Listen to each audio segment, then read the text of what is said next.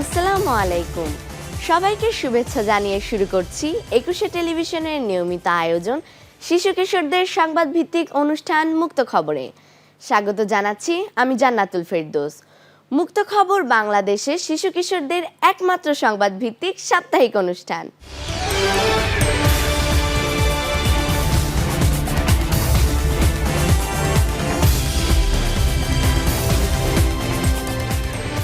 প্রশিক্ষণপ্রাপ্ত ৪০ জন শিশু সাংবাদিকের এই দলে সমাজের সব শ্রেণীর কিশোর কিশোরীরা রয়েছে। মুক্ত খবর অনুষ্ঠানের গবেষণা, সংবাদ তৈরি এবং সম্পাদনায় এরা অংশ নেয়। ২১শে টেলিভিশন একটি জাতীয় সম্প্রচার মাধ্যম হিসেবে কিশোর কিশোরীদের মত প্রকাশের অধিকার হিসেবে আধুনিক দৃষ্টিভঙ্গি গড়ে তোলায় বিশ্বাসী। প্রথমেই খবর শিরোনামে রয়েছে মুক্ত খবরের ওয়ার্কশপ কেমন ছিল। আনন্দলোকে থাকছে পানামনগর একটি প্রাচীন জনপদ, যেখানে রয়েছে স্থাপত্যের নিদর্শন। বিজ্ঞান ও প্রযুক্তিতে থাকছে শিশুরা প্রযুক্তি ব্যবহার করে তৈরি করছে নতুন নতুন উদ্ভাবন। আন্তর্জাতিক সংবাদে থাকছে গাজায় ১১ বছর বয়সী শিশু সাংবাদিক সুমাইয়া উষার গল্প। এছাড়া থাকছে হারানো ও প্রাপ্তি সংবাদ, বিশিষ্ট ব্যক্তিদের জন্মদিন এবং চিঠিপত্র।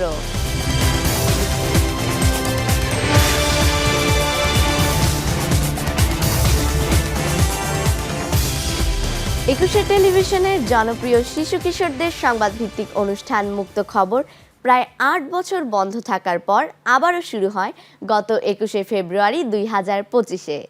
ঢাকা বিভাগের প্রায় ১২ শতাধিক শিশু কিশোর কিশোরীদের অডিশনের মাধ্যমে ৪০ জন শিশু কিশোর কিশোরীদের টেলিভিশন সাংবাদিকতার ওয়ার্কশপে নির্বাচিত হয়। শিশু সাংবাদিকের এই দলে সমাজের সব শ্রেণীর কিশোর কিশোরীরা রয়েছে। মুক্ত খবর কর্মশালা, গবেষণা, সংবাদ তৈরি এবং সম্পাদনার প্রশিক্ষণের গল্প কেমন ছিল, বিস্তারিত ইয়াসাদ বিন সাজিদ রাফানের প্রতিবেদনের প্রথম পর্বে। ২১শে টেলিভিশনের জনপ্রিয় শিশু কিশোরদের সংবাদ ভিত্তিক অনুষ্ঠান মুক্ত খবর দীর্ঘ ৮ বছর আগে বন্ধ হয়ে যায়। ২১শে টেলিভিশনের চেয়ারম্যান ও সিইও জনাব আব্দুস সালাম ২১শে টেলিভিশনের দায়িত্ব নেওয়ার পর আবারও মুক্ত খবর চালু করার নির্দেশনা দেন এবং তিনি নতুন প্রজন্মের কাছে বাংলাদেশের শিশুদের অধিকার তুলে ধরার আহ্বান করেন। এই যে মুক্ত খবর আমরা দেখি এখন এই মিডিয়া জগতে, মুক্ত খবর দিয়ে যারা শুরু করছে, এই ছেলেমেয়েরা বিভিন্ন জায়গায় মিডিয়া এবং অন্য অন্য জায়গায় সাকসেসফুলি কাজ করছে এবং তারা ভাইটাল রোল প্লে করতেছে এবং মিডিয়াতে তো বটেই। সো আমি নিজেকে প্রাউড ফিল করি যখন দেখি এই মুক্ত খবর থেকে শুরু করা ছেলেমেয়েরা বিভিন্ন জায়গায় তাদের পজিশন করে নিছে থ্রু দি মুক্ত খবর। সেটা হচ্ছে সোশ্যাল রেসপন্সিবিলিটি। তারা মানে এই যে বাংলাদেশের প্রতি তাদের দেশপ্রেম এবং দায়বদ্ধতা সৃষ্টি হয়েছে এই কাজের মাধ্যমে। মুক্ত খবরের ইন্টারভিউ পর্বে ঢাকা বিভাগের প্রায় ১২ শতাধিক শিশু কিশোরীরা অংশগ্রহণ করেন। এদের মধ্যে ৪০ জন শিশু সাংবাদিক নির্বাচিত হন। নির্বাচিত শিশু কিশোর কিশোরীদের নিয়ে একটি ওয়ার্কশপ আয়োজন করে ২১শে টেলিভিশন, যেখানে গবেষণা, সংবাদ উপস্থাপনা, সংবাদ তৈরি এবং সম্পাদনা সহ বিভিন্ন বিষয়ের উপর প্রশিক্ষণ দেওয়া হয় এই নির্বাচিত ৪০ জন প্রতিনিধিদের। এই কর্মশালায় ছিলেন দেশের পথিতদশা, সাংবাদিক, চিত্রগ্রাহক ও মিডিয়া প্রশিক্ষকরা। তারা শিশুদের শুধু শেখাননি, বরং তাদের কণ্ঠে সমাজের কথা বলার জন্য উৎসাহ দিয়েছেন। সমাজের নানা প্রান্ত থেকে আসা শিশু কিশোর কিশোরীরা টেলিভিশন সাংবাদিকতা সম্পর্কে জানায় তাদের মতামতগুলো। আমি মুক্ত খবরের সাংবাদিক হওয়ার মাধ্যমে নতুন নতুন জিনিস শিখতে পারবো এবং আমি আমার একটি লক্ষ্য পূরণ করতে পারবো এবং জীবনের অন্য একটি পর্যায়ে চলে যেতে পারবো। আমি রিপোর্টার হলে আমি বিভিন্ন ধরনের রিপোর্ট তৈরি করব, যেমন বিভিন্ন সাংস্কৃতিক অনুষ্ঠান, শিশুদের নিয়ে বিভিন্ন জিনিস, তারপরে গান, নাচ, আবৃত্তি ইত্যাদি। ওয়ার্কশপে শিশু সাংবাদিকরা হাতে কলমে শিখেছে কিভাবে গবেষণাধর্মী প্রতিবেদন তৈরি করতে হয়। তাদের অভিজ্ঞতা বলেছে এটা ছিল শুধু শিখে নেওয়ার নয়, বরং নিজেদের ভাবনা প্রকাশের একটি বড় সুযোগ। মুক্ত খবর চায় শিশুরা যেন তাদের না বলা কথাগুলোকে বলতে পারে এবং তারা যেন আমাদের দেশের বঞ্চিত শিশুদের ভবিষ্যৎকে সুন্দর করতে পারে। এই ওয়ার্কশপের একটাই লক্ষ্য, শিশুরা যেন তাদের সৃজনশীল ও মানসিক জ্ঞানকে উন্নত করতে পারে এবং শিশুদের জন্য একটি সুন্দর পৃথিবী গড়ে তুলতে পারে। এমনই বলেছেন 21শে টেলিভিশনের ভাইস চেয়ারম্যান ও ম্যানেজিং ডাইরেক্টর তাসনুভা মাহবুব সালাম। 8 বছর পর যে আমরা এই যাত্রাটা শুরু করলাম, ফার্স্ট অফ অল আমি অ্যাপ্রিসিয়েট করি এবং থ্যাঙ্কস জানাই আমাদের পুরো টিমটাকে, অ্যান্ড স্পেশালি প্রডিউসার যিনি আছেন Mohammad Rabiul Islam Roni. He worked very hard for this because ও এই যে ওয়ার্কশপ করিয়েছে অলমোস্ট 4 to 5 মান্থস আমরা এই বাচ্চাদেরকে নিয়ে। তারা তো আসলে কিছুই জানতো না, একদম ডে 1 থেকে বুঝে বুঝে সব কিছু করানো। He did actually, and for this আমি তাকে অনেক ধন্যবাদ জানাই এবং সাথে সাথে বাচ্চাদেরকেও আমি ধন্যবাদ জানাবো, কারণ তারা সে ডেডিকেশন নিয়ে তার কথা মতো কাজগুলো করেছে। অ্যাজ ওয়েল অ্যাজ তাদের প্যারেন্টস, তারা কিন্তু টাইম দিয়েছে বাচ্চাদেরকে এখানে কাজ করার, শেখার যে বিষয়টা কাজ করে। আমরা এখন যাদেরকে ট্রেন আপ করছি তারা কিন্তু মাচ ট্যালেন্টেড। সো আমার তাদেরকে দেখার ইচ্ছে ইন্টারন্যাশনাল লেভেলে, বাইরে যেয়ে তারা আমাদের এই যে বাংলাদেশকে রিপ্রেজেন্ট করবে। So I want this from them. সমাজের বৈচিত্র্যকে প্রতিনিধিত্ব করা এই শিশু সাংবাদিকের দলটি পেয়েছে আধুনিক প্রশিক্ষণ। সংবাদ গ্রহণ থেকে শুরু করে রিপোর্ট লেখা, ভিডিও ধারণ, সম্পাদনা ও উপস্থাপনা পর্যন্ত প্রতিটি পর্যায়ে কাজ করে চলছে। শিশুদের চোখে সমাজের গল্প মুক্ত খবর এখন শুধু একটি টেলিভিশন অনুষ্ঠান নয়, এটি হয়ে উঠেছে একটি সামাজিক আন্দোলন, যেখানে শিশুরা দেখাবে বাস্তবতা, তুলে ধরবে তাদের ভাষায়। মুক্ত খবর অনুষ্ঠানটি প্রতি সপ্তাহে শুক্রবার সন্ধ্যা 6টায় 21শে টেলিভিশনে প্রচারিত হচ্ছে, যেখানে উঠে আসছে শিশু সাংবাদিকদের গবেষণা ভিত্তিক প্রতিবেদনের বিশেষ বিশেষ সাক্ষাৎকার। শিশুদের চোখ দিয়ে সমাজকে দেখার এই প্রয়াস ইতিমধ্যে দর্শক মহলে সাড়া ফেলেছে। ইয়াসাদ বিন সাজিদ, মুক্ত খবর, 21শে টেলিভিশন, ঢাকা। আমাদের এবারের আয়োজন আনন্দলোক।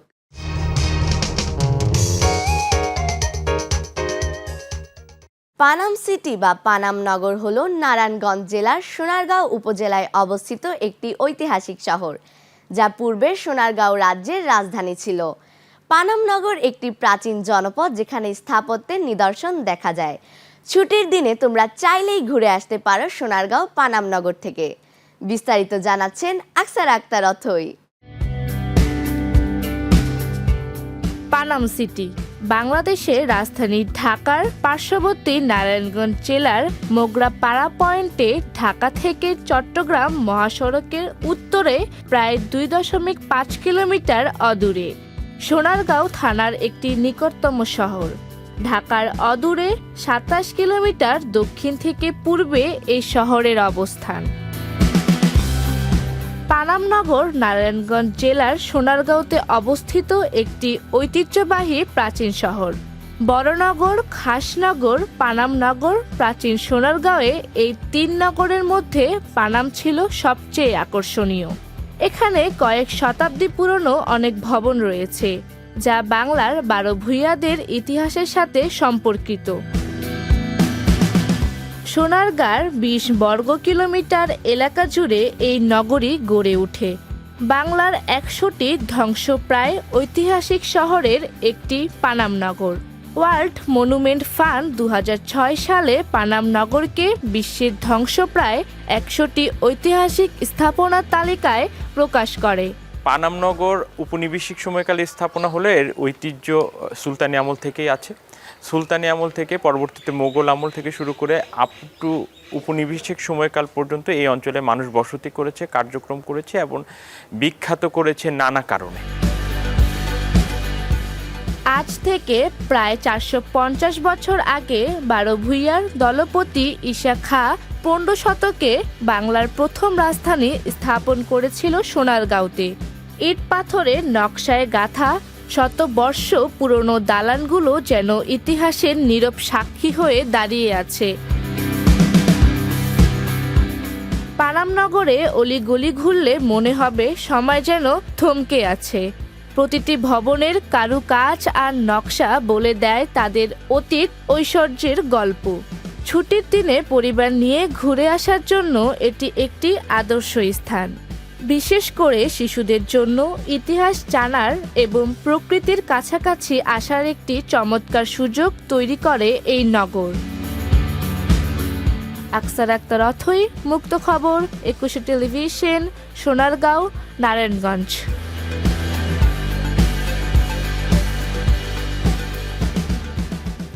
বন্ধুরা, এবার নিচ্ছি একটি বিরতি।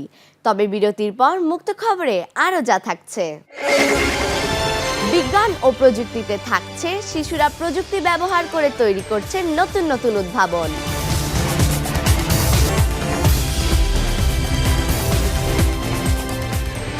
বিরতির পর স্বাগত জানাচ্ছি শিশু কিশোরদের সংবাদ ভিত্তিক অনুষ্ঠান মুক্ত খবরে।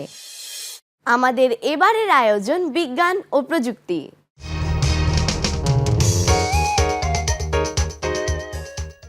প্রযুক্তির জগৎ একসময় ছিল বড়দের হাতে সীমাবদ্ধ, কিন্তু সময়ের পরিবর্তনে এখন শিশুরাও প্রযুক্তির উন্নয়নে রাখছে গুরুত্বপূর্ণ ভূমিকা। প্রযুক্তিকে ব্যবহার করেই তারা তৈরি করছে নতুন নতুন উদ্ভাবন। বিস্তারিত নুসরাত জাহান অর্ষার রিপোর্টে।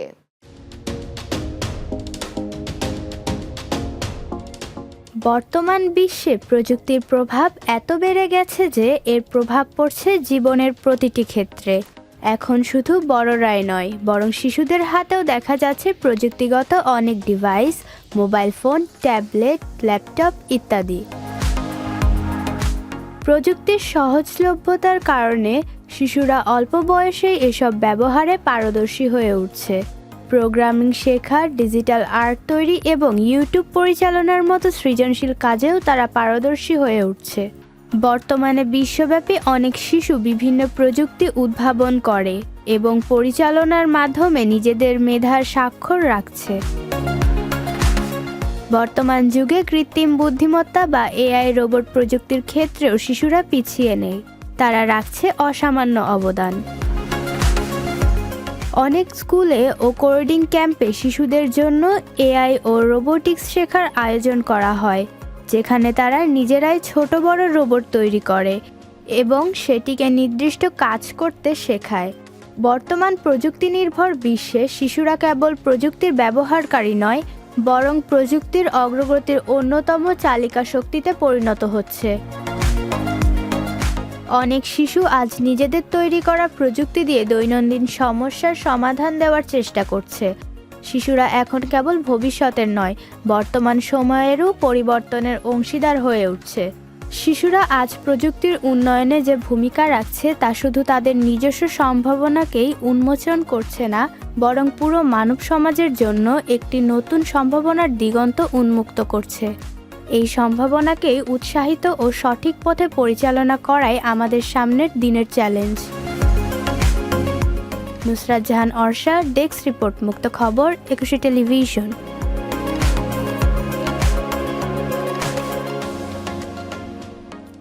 বন্ধুরা, আবারও নিতে হচ্ছে একটি বিরতি। তবে বিরতির পর মুক্ত খবর অনুষ্ঠানে আরও যা থাকছে। আন্তর্জাতিক সংবাদে থাকছে গাজায় 11 বছর বয়সী শিশু সাংবাদিক সুমাইয়া উষার গল্প। এছাড়া থাকছে হারানো ও প্রাপ্তি সংবাদ, বিশিষ্ট ব্যক্তিদের জন্মদিন এবং চিঠিপত্র।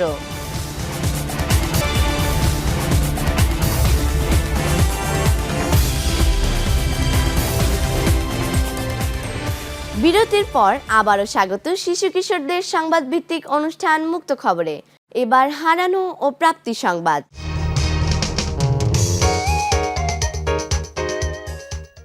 এ সেগমেন্টে থাকছে হারিয়ে যাওয়া শিশুদের খবর। গত 3রা মে 2025 তারিখে আনুমানিক দুপুর 12 ঘটিকায় যাত্রাবাড়ি থানার অন্তর্গত গোপীবাগ থেকে রিয়াদ নামের 12 বছরের ছেলেটি হারিয়ে গেছে। ছেলেটির পরনে ছিল হলুদ গেঞ্জি এবং নেভি ব্লু রঙের স্কুল প্যান্ট। যদি কোনো ব্যক্তি ছেলেটিকে দেখেন অবশ্যই এই নাম্বারে যোগাযোগ করুন। মোবাইল 017461919197, বাবা মোহাম্মদ ইকরাম, অথবা 019733688872, মা ইসমতারা। আব্দুর রহমান নামের 17 বছরের এক কিশোর টঙ্গীবাজার এলাকা থেকে হারিয়ে গেছে। ছেলেটির গায়ের রং শ্যামলা, যদি কোনো ব্যক্তি ছেলেটিকে দেখেন অবশ্যই এই নাম্বারে যোগাযোগ করুন। মোবাইল 0179797816 বাবা মোহাম্মদ মুইদর মিয়া। আমাদের এবারের আয়োজন আজকের এই বিশেষ দিনে।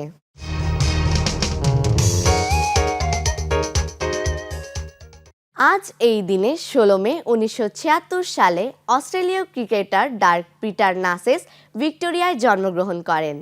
পেশায় তিনি আন্তর্জাতিক ক্রিকেট অঙ্গনে অস্ট্রেলিয়া ও নেদারল্যান্ডস উভয় দলের পক্ষে খেলেছেন। এর ফলে খুব স্বল্প সংখ্যক ক্রিকেটারদের একজন হিসেবে একাধিক আন্তর্জাতিক দলে খেলার সুযোগ পেয়েছেন ডার্ক নাসেস। তিনি ছিলেন বামহাতি ফাস্ট বোলার।